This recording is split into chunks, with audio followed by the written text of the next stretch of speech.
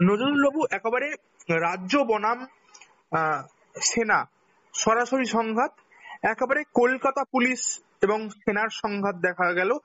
আহ, গত কালকে দেখা গিয়েছিল সেনা তৃণমূলের অস্থায়ী ক্যাম্প, যা মেয়াদ উত্তীর্ণ হয়ে যাওয়ার পরও, খুলে নেওয়ার কথা বলার পরেও আহ, মঞ্চ বেঁধে রাখা, সেনারা এসে আহ, মঞ্চ খুলে দিতে দেখা গেল। এবং আজকের একেবারে সরাসরি সংঘাত, ট্রাফিক আইন লঙ্ঘন করায় সেনাদের বিরুদ্ধে এফআইআর দায়ের করলো কলকাতা পুলিশ।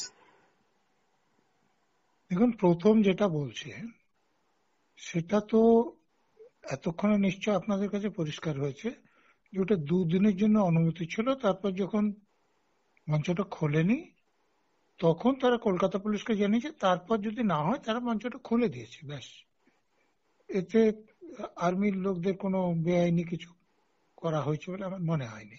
বরং আর মুখ্যমন্ত্রী এটাও বলেছেন যে 200 জন সেনা ছিলেন যারা খুলছিলেন, আমাকে দেখে পালিয়ে গেলেন।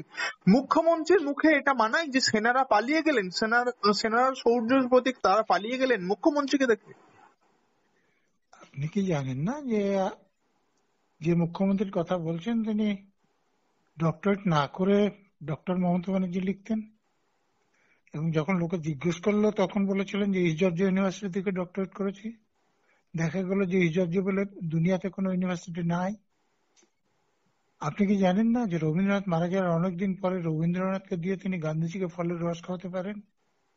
আপনি কি জানেন না যে রামমোহন রায় মারা গেছেন কবে? 1833 খ্রিস্টাব্দে। আর 1950 খ্রিস্টাব্দে হওয়া বিধানসভায় তাকে দিয়ে তিনি আইন পাস করিয়ে নিতে পারেন?